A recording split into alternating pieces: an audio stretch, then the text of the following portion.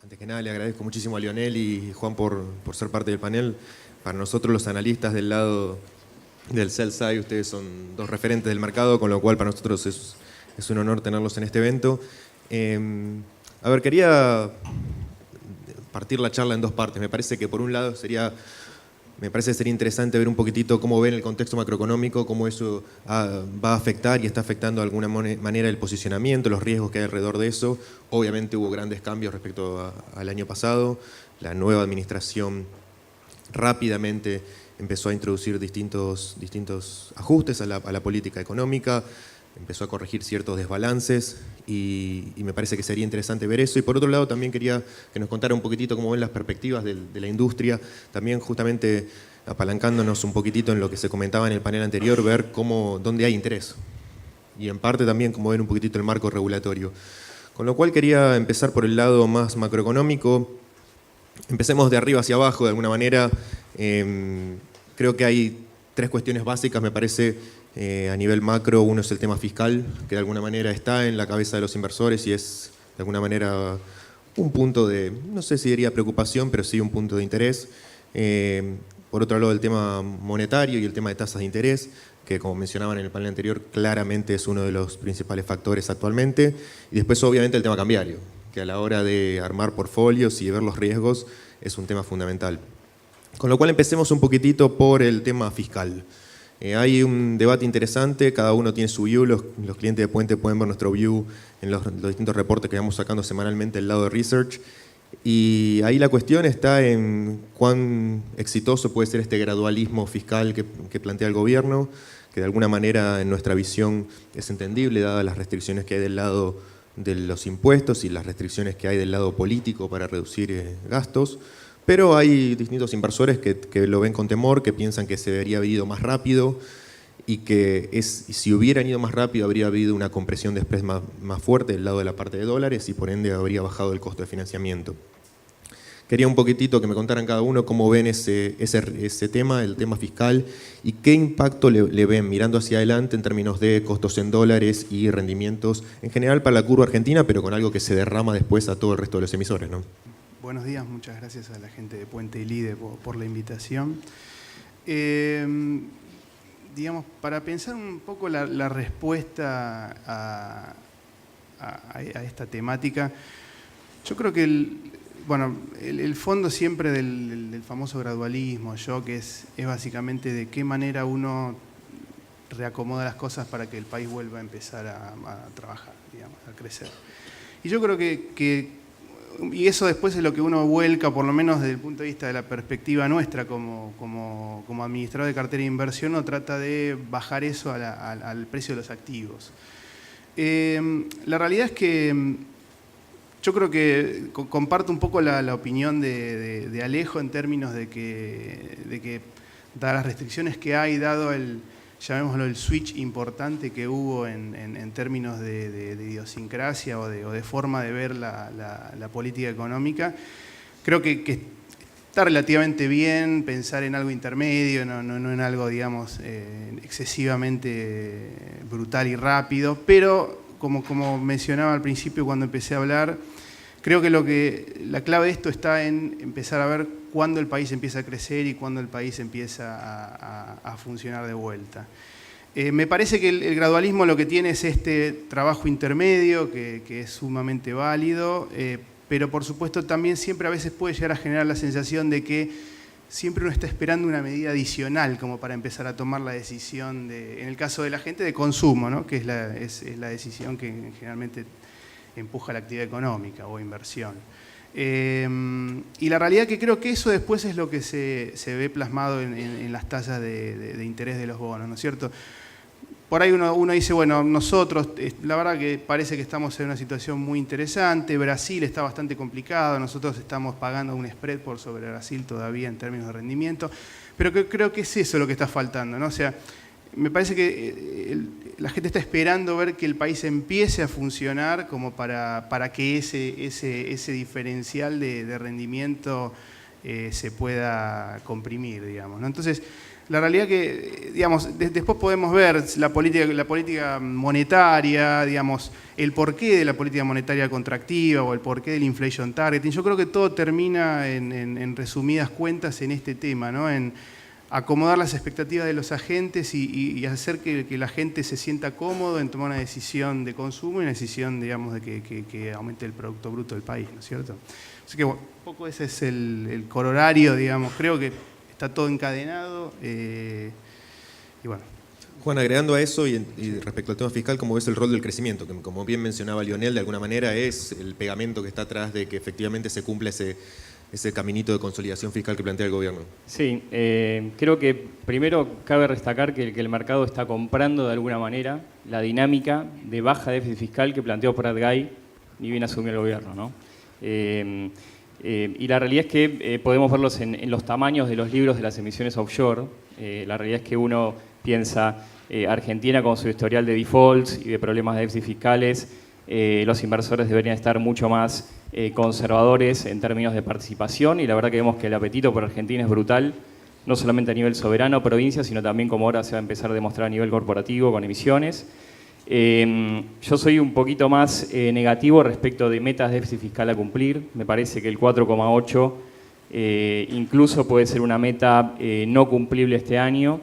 Me parece que el gobierno se quedó un poquito a mitad de camino con el tema de ajuste tarifario, pero entiendo obviamente la sensibilidad a nivel social y político de lo que sería un ajuste mucho más de shock en términos tarifarios y también en términos fiscales. Con lo cual, me parece que todavía sigo siendo bastante optimista respecto de cuál va a ser el path o la dinámica de baja déficit fiscal, pero la realidad es que también hay que tener en cuenta 2017 un año impar y es un año eleccionario y por ende puede estar un poco más negativo respecto de la meta de déficit fiscal que había planteado el gobierno anteriormente. Si el inversor está viendo hoy o no esa meta, yo creo que hoy no lo está viendo. Okay. Me parece que hoy está de alguna manera Argentina pagando un premio sobre Brasil, como decía Lionel, pero un premio que es, creo yo, razonable. Y creo que todavía esta ventana de la cual hablaban en el bloque anterior me parece que todavía perdura. Y creo que el ordenamiento, después de que Argentina emitió deuda a nivel soberano, de las provincias emitiendo posteriormente, me pareció un ordenamiento bastante bueno. O sea, creo que no todas a salir a emitir de golpe, medir el mercado, algunas pagando tasas algo altas, pero creo que en general toda esta dinámica de emisores y de testeo de mercado fue muy buena. Ahí creo que uno de los puntos fundamentales que mencionaste es que por ahora el mercado está comprando esa dinámica. ¿Qué creen, y voy a empezar por Lionel, que puede hacer que el mercado deje de comprar esa dinámica? Que de alguna manera ese optimismo que hay sobre Argentina, no sé si desaparezca, pero sí disminuya. Bueno, Juan rápidamente lo expuso a lo largo de la charla. Creo que, y un poco por ahí también es la impresión de todos, medio como estamos todos probando, y, o sea, la realidad es lo siguiente, la política comunicacional del gobierno fue bastante clara en varios targets, y creo que eso es un poco lo que las grandes anclas que tiene, y creo que son los grandes hitos que tiene por superar, ¿no es cierto? O sea, hay un tema de target de déficit fiscal, hay un tema de baja de inflación, que creo que si eso es lo que no se va materializando, entiendo que es lo que va a generar un poquito de duda, sobre todo de cara a la posible inestabilidad que genere eso en vías del año 2017, de elecciones, digamos, de la imagen positiva.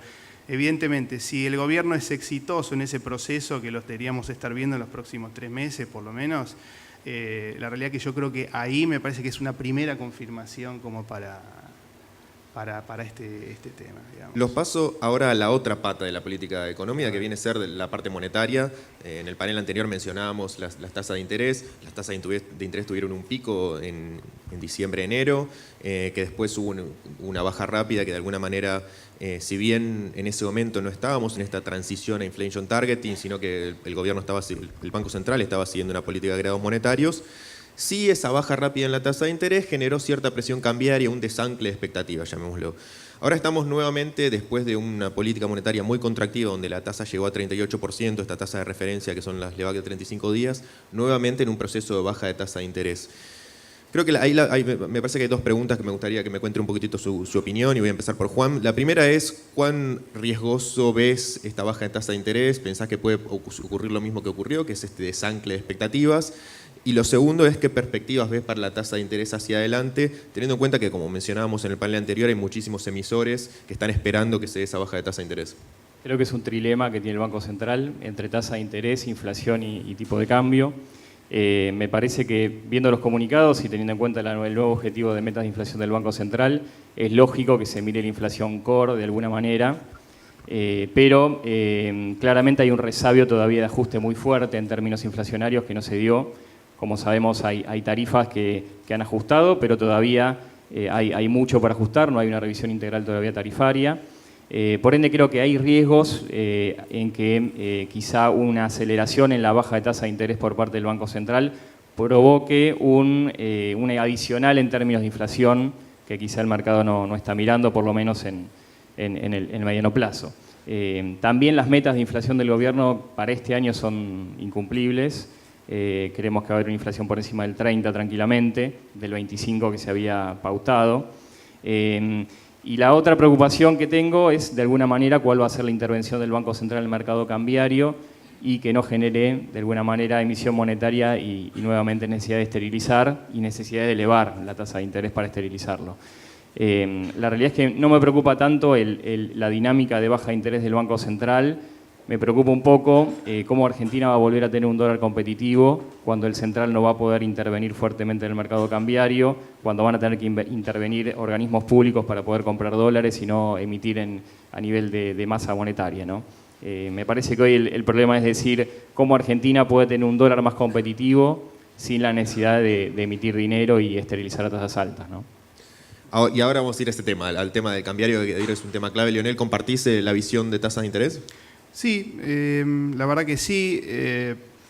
Entiendo, digamos, a la luz de lo que de la información que yo he tenido, digamos, de lo que he podido analizar, la realidad que, digamos, el periodo de altas tasas de interés que fue producto luego, después de la primer baja que intentó el Banco Central, entiendo que, o por lo menos se decía que era un plazo de puente hasta tanto no empiece a ingresar la divisa, porque entiendo que la primera preocupación en ese momento era la dolarización de portafolio, ¿no es cierto?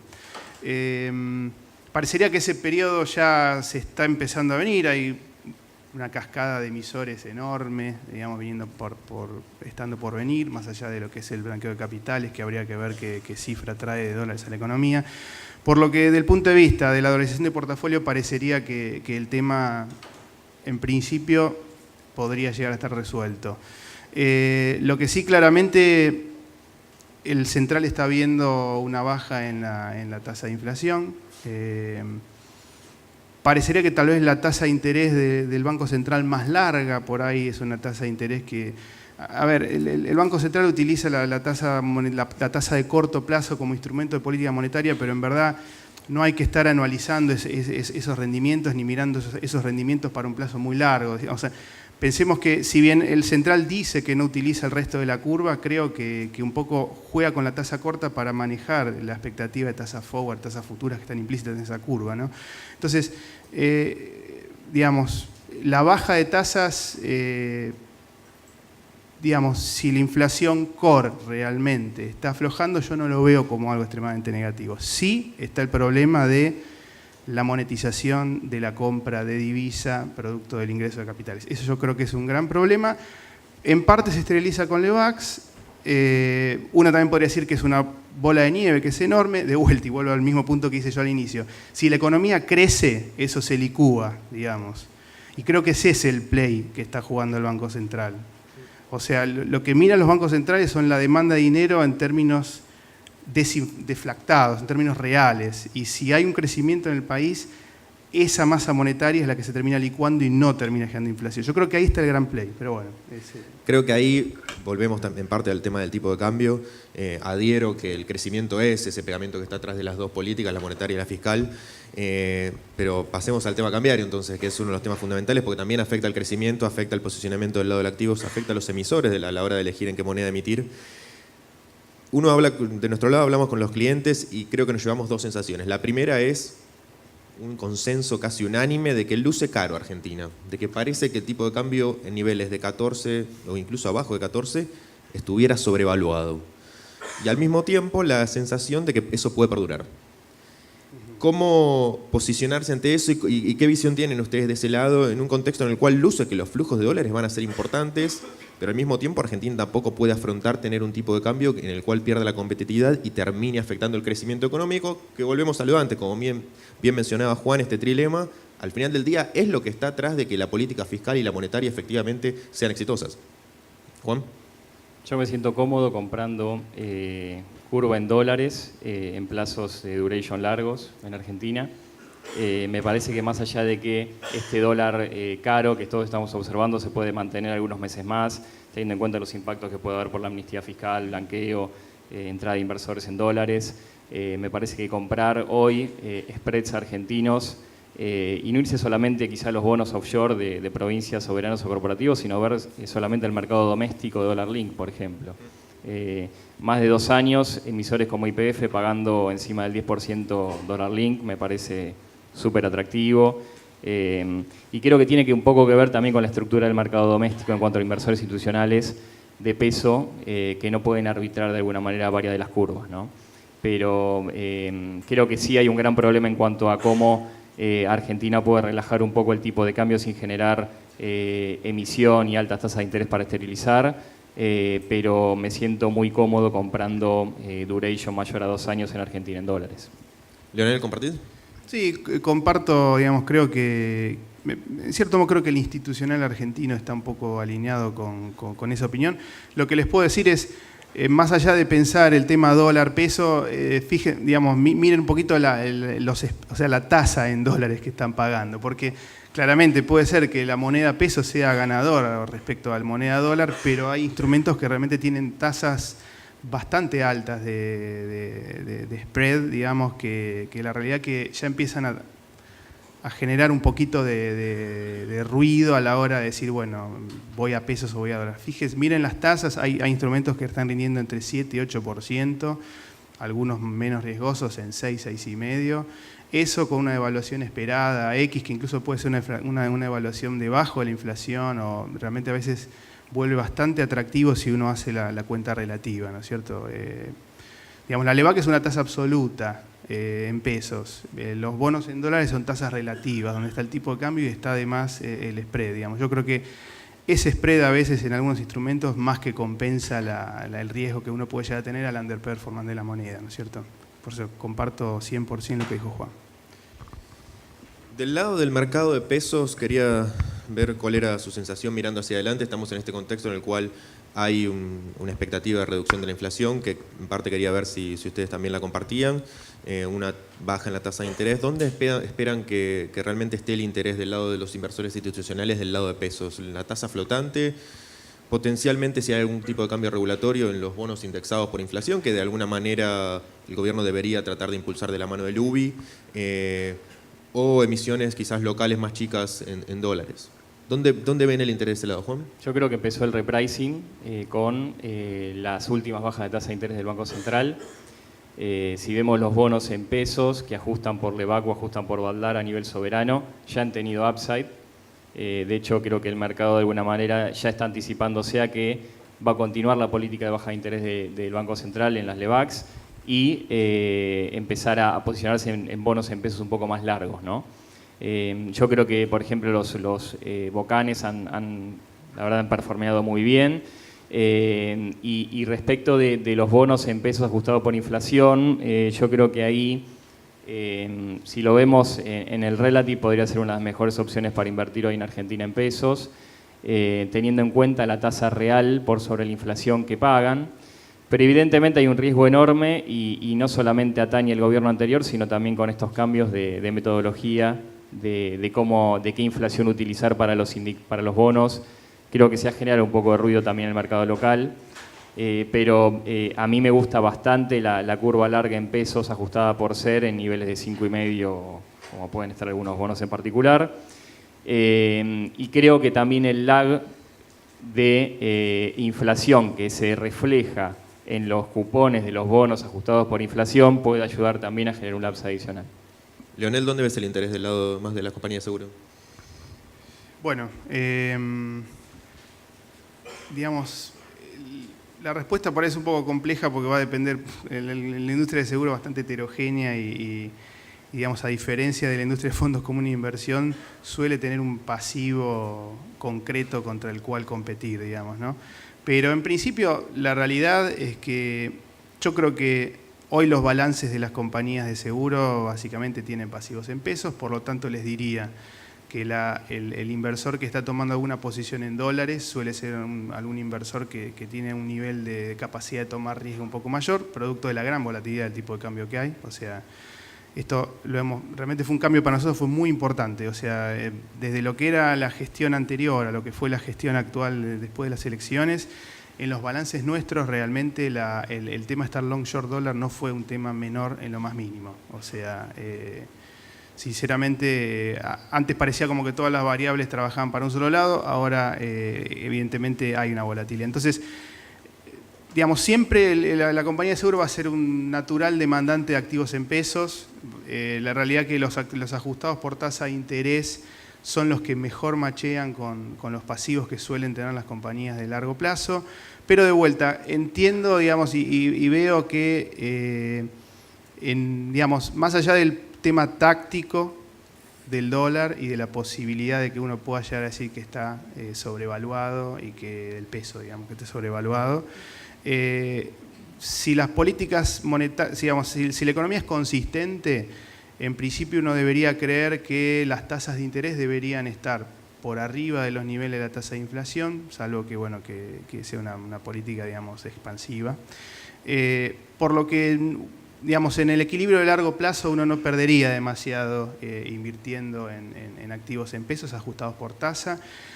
Aún, digamos, aunque claramente como vehículo de ahorro, los activos indexados por inflación son muy buenos, creo que los vehículos ajustados por tasa de interés también.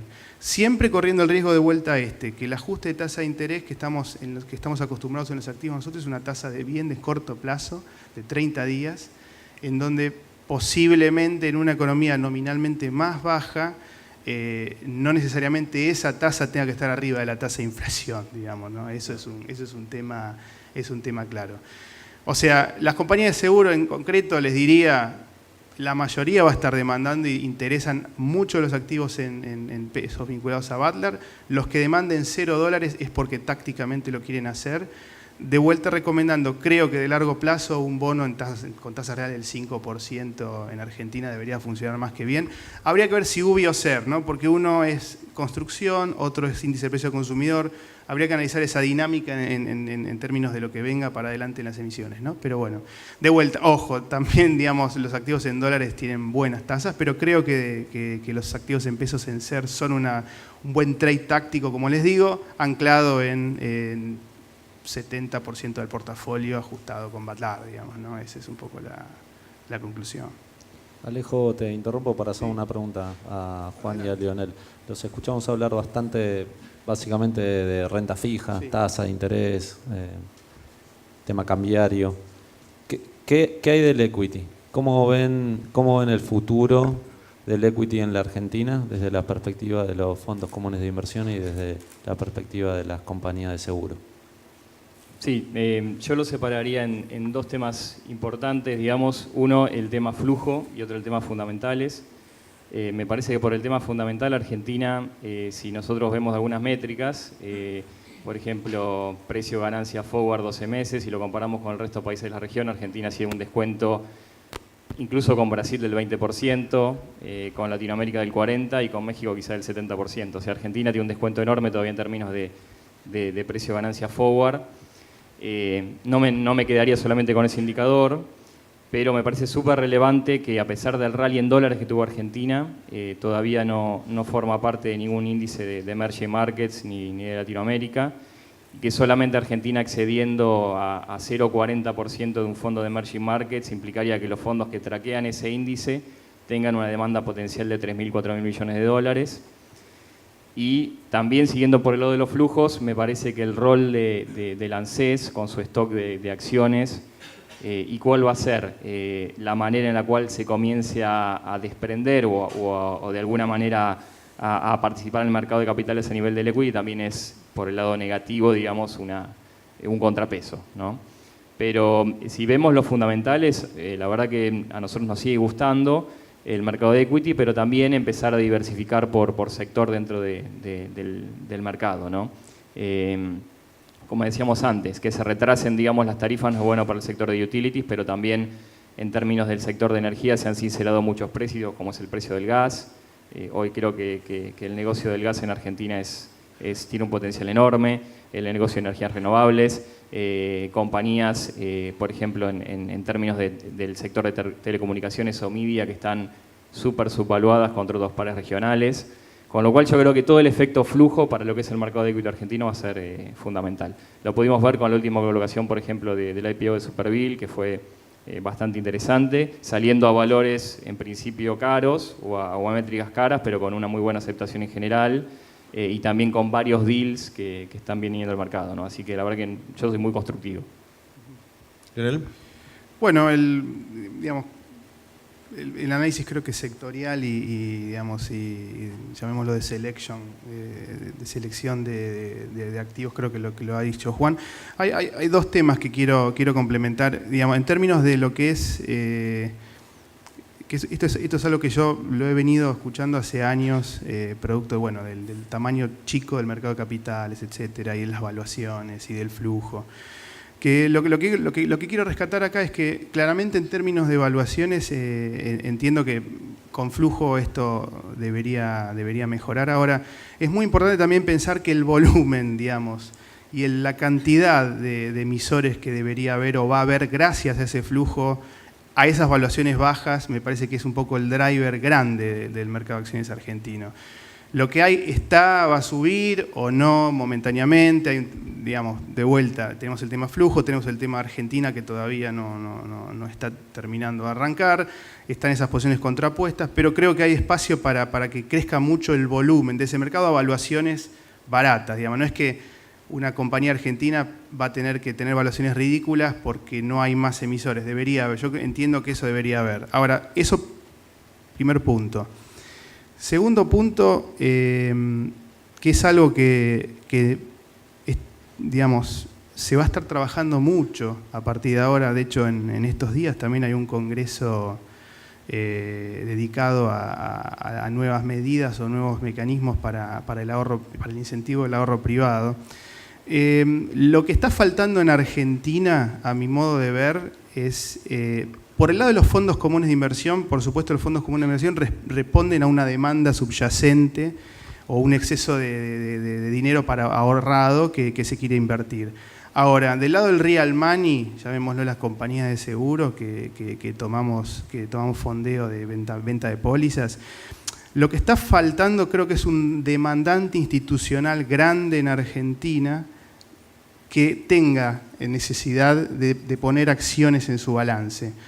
Hoy, para una compañía de seguros hace muy complicado, producto de la forma como están armados los pasivos, como están valuados los pasivos, la volatilidad del equity es enorme, y como les comentaba, para mí, digamos, yo que tengo que pagar todos los meses una anualidad a una persona que tiene una renta, que está jubilada, realmente es una volatilidad muy grande en el balance. Yo creo que el desafío grande y el driver fuerte, más allá del flujo de afuera, de la convergencia o no, el tema de si uno sale de ser mercado de frontera a entrar en alguno de los índices grandes. Creo que también falta un gran demandante local de eso, y me parece que eso es un poco lo que se va a estar trabajando en estos años para que los individuos tengan capacidad de encontrar un vehículo que les sienta cómodo para poder aplicar ese dinero en acciones. Digamos. Yo creo que eso es un driver muy importante en términos de evaluaciones y, como volví a decir, en términos de volumen. Creo que queremos nosotros, inversores, más acciones en el panel, digamos. Quiero abrir el diario y que sea como el Financial Times de Londres, donde hay 10, 20 páginas con acciones, no que sean 5 o 10, digamos. Creo que eso es un poco también el disparador de las acciones en general. ¿Cierto? En ese contexto, Juan, y en parte como mencionaba Lionel, ¿qué crees que se necesita para que de por sí el público sea más comprador de acciones? El público argentino tradicionalmente ha estado más volcado a la renta fija y del lado de ustedes, como mencionaba Lionel, al final del día la demanda viene de ese lado. ¿Qué es lo que falta para que el público de alguna manera vuelva a sentirse atraído y empiece a volcarse más al lado de las acciones? Sí, Leonel mencionó un poco el tema volatilidad, ¿no? Y la verdad que el perfil también del inversor local retail es un perfil que en general es un perfil muy poco volátil, ¿no?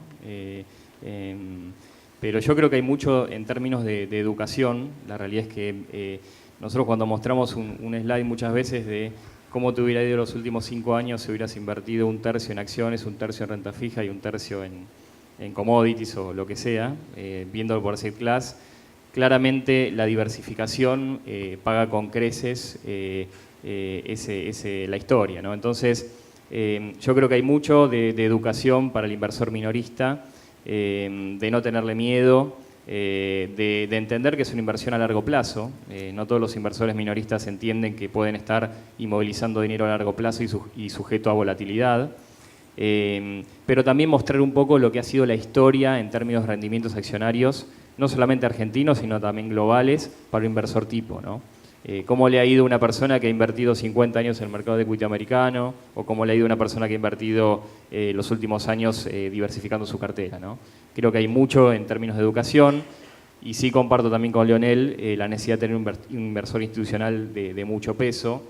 Hoy la verdad que, teniendo en cuenta los hedge que tienen que tener las compañías de seguros y los apetitos por volatilidad, me parece que el ANSES o el sistema de pensiones público debería ser un comprador neto de volatilidad, teniendo en cuenta las durations. Sabemos que el ANSES hoy no puede disponer de acciones y no puede ni siquiera participar de los tender, con lo cual creo que ahí hay mucho para avanzar todavía. Según su saber y entender, ¿qué es lo que debería de hacer óptimamente el ANSES como inversor institucional, en función de que es el inversor institucional más grande de la Argentina? ¿Qué es lo que debería hacer? En una hipotética situación donde no hay restricciones políticas. Bueno, es una gran pregunta porque, bueno, yo vengo de la industria de pensiones privadas, digamos, y un poco, digamos, la realidad que yo creo que el primero y principal, que es algo que, de hecho, lo estoy pensando y lo estoy discutiendo, primero es cuál es el rol o sea, cómo es el sistema de pensiones en Argentina. Hoy el sistema de pensiones en Argentina es básicamente reparto. Entonces, la realidad es que, digamos, pensando en eso y pensando en que tal vez uno pueda estar construyendo de aquí a un tiempo una alternativa complementaria voluntaria, la primera pregunta que me hago yo como economista, digamos, y habiendo tenido el tema pensiones en la sangre de hace 10 años o más, es ¿cómo hago yo para que el sistema de reparto sea exitoso, digamos? Y ahí es donde lo que se suele identificar en cualquier país que uno mira es que el sistema de reparto, digamos, el gran problema que tiene, por supuesto, es la longevidad generacional y el problema de la supervivencia. Ahora, en Argentina hay una gran porción del Producto Bruto que está en la parte de economía en negro, digamos. Es algo lógico, conocido. No lógico, conocido. Ahora, entonces, para que el sistema de reparto sea más sustentable, creo que el incentivo fuerte que habría que hacer, si uno quiere sacar el sistema de reparto y hacer una reforma para otra cosa, estamos en otra discusión. Pero si uno quiere mantener el sistema de reparto, creo que el rol activo que debería tener el FGS es más de favorecer la incorporación de trabajos al mercado y de la mejora en el nivel de actividad, digamos, porque, de vuelta, si estamos suponiendo que el sistema de reparto es lo que va a quedar, esa es la manera hoy de mejorar un sistema de reparto, digamos. El FGS puede actuar, esto lo he estado leyendo, digamos, les comento porque este tema lo estoy estudiando y analizando en detalle para unas reuniones que estoy teniendo. Uno puede llegar a asimilar el FGS como un fondo soberano. Los fondos soberanos hay distintas categorías y distintas tipologías que apuntan a distintas cosas, dentro de los cuales hay algunos fondos soberanos que son para soportar déficit o problemas que tiene el sistema de seguridad social. O sea, si uno tipifica el FGS dentro de ese criterio, podría asimilarlo a un gran fondo de inversiones que pueda llegar a invertir en mercado o no en mercado. Me refiero a joint ventures con otros, desarrollo de infraestructura, digamos. Eso sí uno toma esa visión. De la otra manera, que creo que es la otra corriente, es esto, decir, bueno, ¿cómo hago para ayudar al reparto yo? Y ahí es donde tengo mis dudas respecto de si tiene sentido o no que el FGS sea un fondo que opere de mercado como si fuese un fondo común de inversión más. Es un tema personal, como les digo, está esta alternativa. La otra alternativa que también es válida es la de un sistema de soporte o compensación para el problema que pueda llegar a generarse de caja en algún momento de la pensión, donde puede tener un rol, sí, como un fondo concreto, en donde, de vuelta les digo, la mayoría de los fondos soberanos de ese tipo, muchos migran a inversiones, digamos, alternativas a las que llamamos nosotros, en donde no necesariamente es mercado. Por eso digo, creo el FGS tiene su posición hoy, es importantísimo hoy, pero creo que el desafío para el desarrollo del mercado de capitales es más construir lo que está faltando afuera que depender de ese instrumento, en donde, como digo, en otros países 50% de las inversiones están afuera del mercado de capitales, o llamémoslo OTC, ¿no? O sea, son colocaciones o project finance, etcétera, ¿okay? Entonces, ahí es un poco la respuesta a la que yo tenía, digamos, a la que te quería dar. No me queda del todo claro el rol que el FGS tenga que tener como para tomar esta posta de decir, bueno, voy a ser el demandante de equity natural, digamos. Tengo mis reservas al respecto. Juan, ¿te gustaría agregar algo del lado de los fondos? No, muy cortito. A mí lo que me preocupa de alguna manera es el hedge que hoy tiene el FGS, ¿no? Suponiendo que continuamos con este sistema, digamos, me parece que en términos de procesos de inversión hay mucho que hacer por parte del FGS. De hecho, ellos lo han comunicado en el sentido de reevaluar todas sus posiciones de su cartera de inversiones.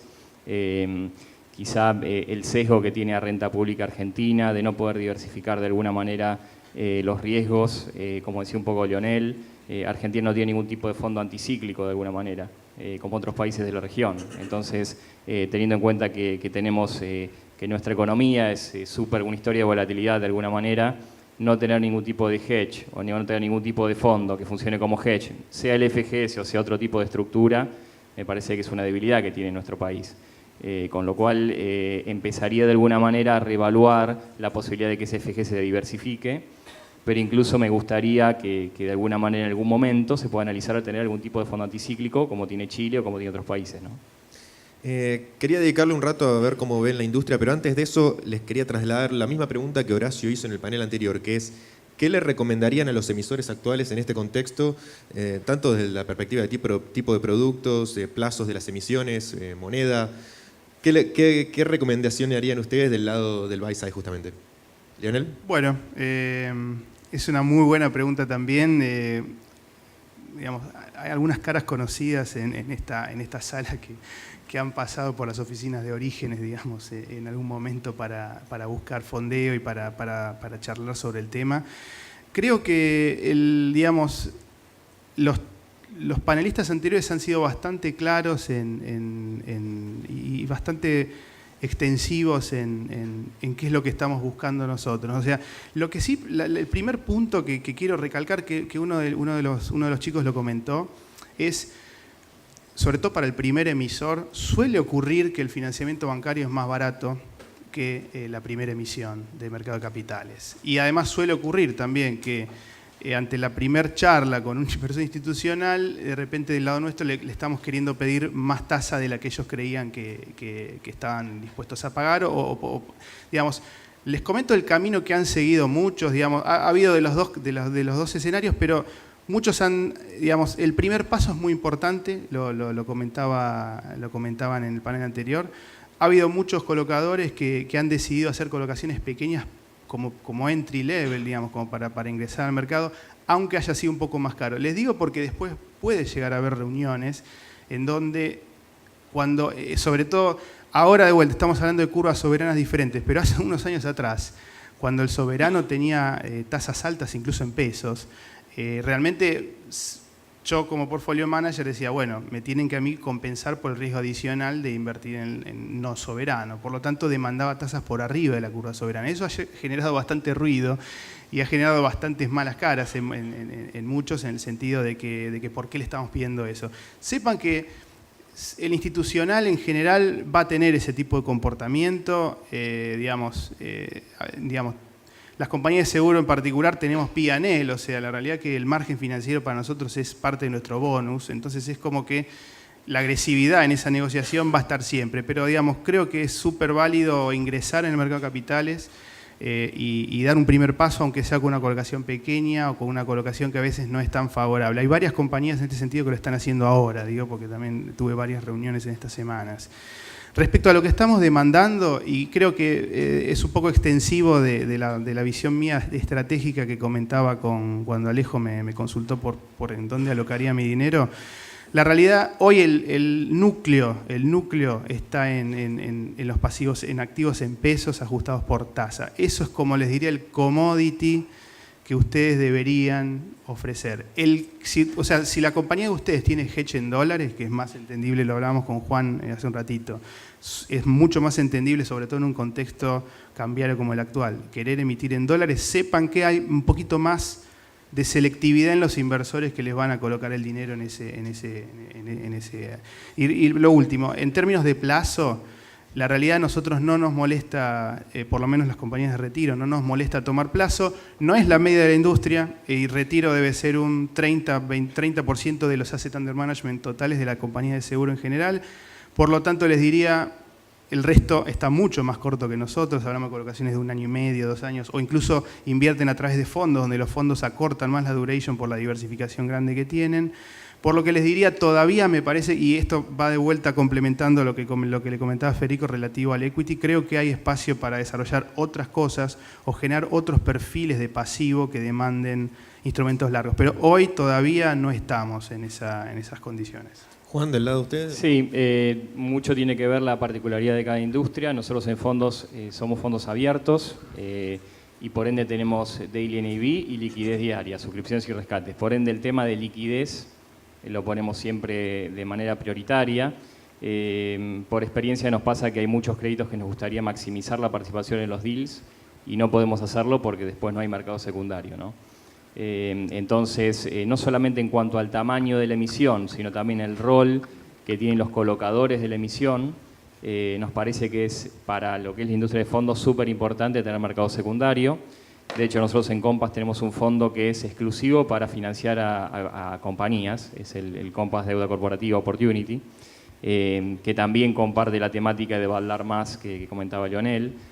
No tenemos problemas en ir a plazos largos, 4 o 5 años, no hay inconveniente, pero sí queremos tener la liquidez de alguna manera, o los market makers del mercado que nos puedan poner algún tipo de puntas, ¿no? Entonces, siempre cuando recibimos a las compañías, que la verdad que somos un poco exigentes con el proceso de selección, del proceso de inversión en cuanto a emitir en los créditos, pero una vez que tomamos esa decisión, maximizamos las posturas, pero teniendo en cuenta mucho la liquidez del mercado, ¿no?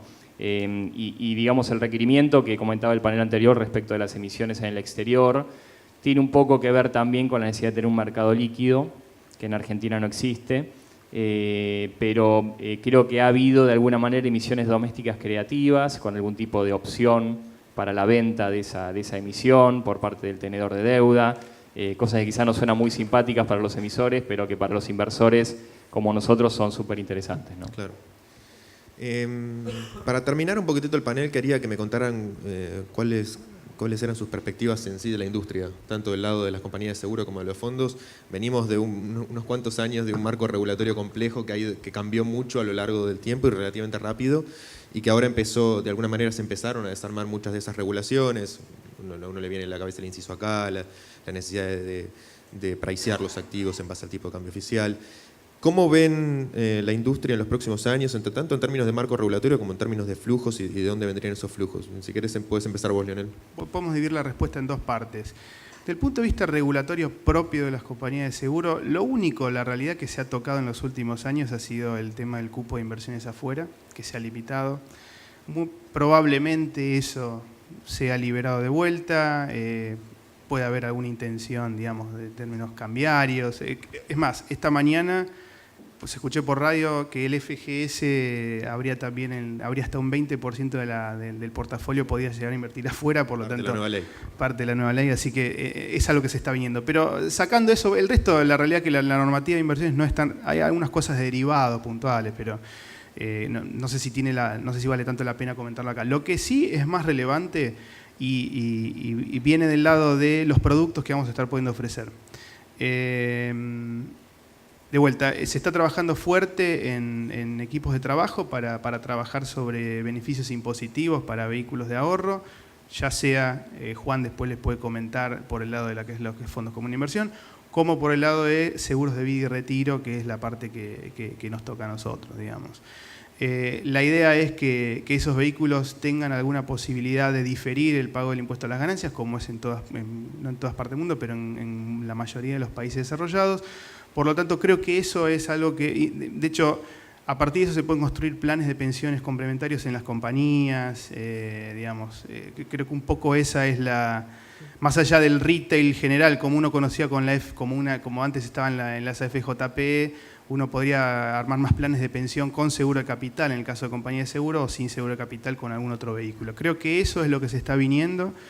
Ese es el desafío que estamos todos tratando de construir, y eso me parece que va en línea con lo que comentábamos anteriormente en función de más demanda de activos, digamos, generar un flujo genuino en Argentina, donde hoy el gran transformador de ahorro minorista en el sistema financiero son los bancos, porque la mayoría de la gente accede a un plazo fijo y el banco es el que decide en dónde, en realidad que dando crédito, comprándole BACS o lo que sea, es el asignador de la economía, genera algún otro vehículo adicional, como sea un seguro de retiro, por ejemplo, en donde la gente, tan solo con una tarjeta de crédito, con algo fácilmente, o el empleador, automáticamente integre fondos en esas cuentas para que esos fondos también tengan capacidad de tomar más plazo, porque de vuelta el diferimiento impositivo funcionaría durante la etapa activa, ¿no es cierto? O sea, cuando la persona se jubile debería ver de qué manera se tributa, pero bueno, son muchos años en donde eso permite tomar riesgo y permite tomar plazo. Creemos que vamos a volver a un sistema de fondos comunes mucho más de valor agregado, de asset managers. Hoy la industria es casi 50 y 50 transaccional y de asset management. Me parece que teniendo en cuenta la liberación de cepo, la posibilidad de pagar dividendos, la posibilidad de comprar dólares, las nuevas posibilidades que tienen las compañías de seguros de emitir fuera de lo que es algo regulatorio como el inciso K, va a obligar de alguna manera a muchos asset managers a reconvertirse. Nosotros la realidad es que históricamente fuimos un asset manager de agregar valor en otro tipo de portafolio, sino tanto en el portafolio transaccional, que es más dominado por los bancos. Por ende creo que va a haber muchos cambios en ese sentido, no solamente en términos regulatorios, sino también respecto de flujos. Particularmente en términos regulatorios, lo que sí se viene es de alguna manera la relajación fiscal para los fondos cerrados. Creemos que es algo muy importante porque no solamente se pueden obtener financiamiento de largo plazo para compañías, sino también para desarrollar proyectos de infraestructura, de real estate, de economía regional a largo plazo, 5 años, y con de alguna manera relajación fiscal, ¿no? Con lo cual yo creo que ahí la industria de fondos tiene un papel fundamental. La verdad que está acompañando mucho el regulador en ese sentido. De hecho, en el artículo 40, creo, del proyecto de ley se han incorporado los fondos cerrados también como alternativa para lo que es la amnistía fiscal. Con lo cual, me parece que va a haber mucho movimiento, va a haber mucho trabajo, y creo que la industria de fondos, de alguna manera, si esto continúa, va a empezar a especializarse aún más y convertirse más que nada en un asset management de generación de valor, que en un fondo más transaccional, ¿no? Muchísimas gracias a ambos.